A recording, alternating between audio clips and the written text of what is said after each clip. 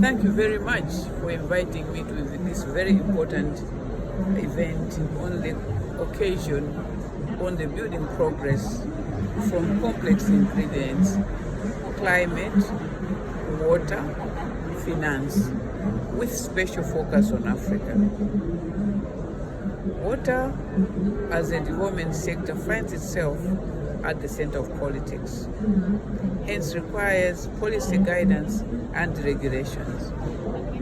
It is generally accepted that the unequal distribution of water resources and the political control of these resources is becoming increasingly contested. This has resulted in creating water scarcity, water security threats as a sort of conflict not only within countries but across international boundaries. In this regard, we have to use politics as a tool that uplifts and increases access to clean and potable water to all people and at all times. As Kofi Annan said, access to safe water is a fundamental human need and therefore a basic human right.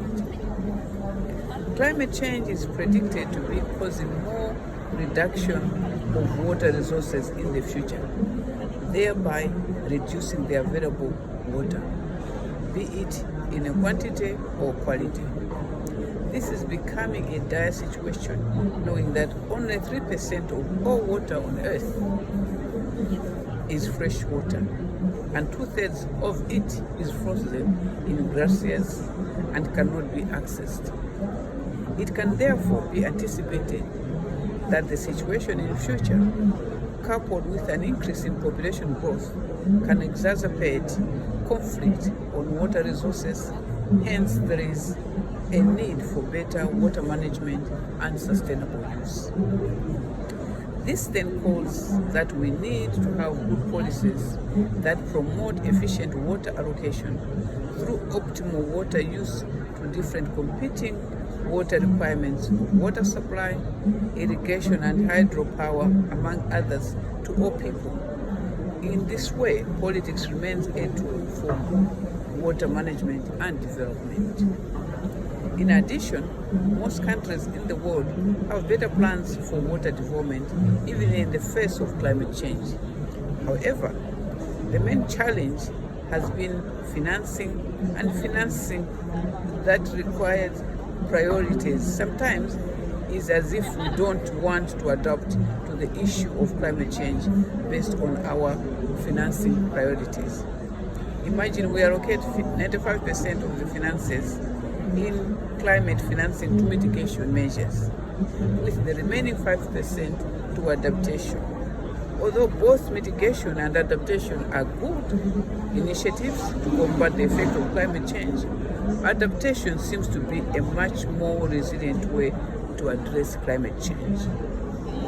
In this way, we need to allocate more financial resources to climate change adaptation activities, especially in the water sector.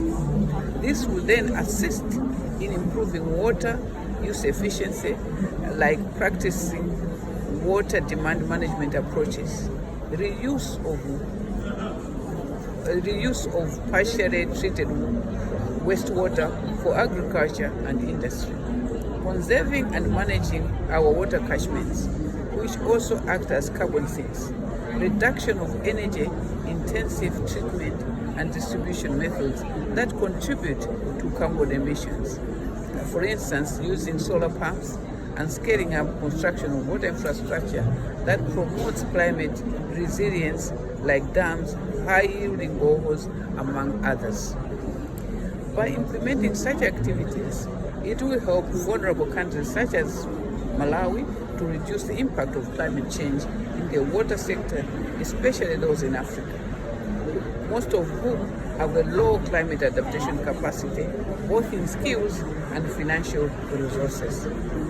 As such, climate finance remains a potential source of funds for establishing an enabling environment for water security and climate resilience in Africa.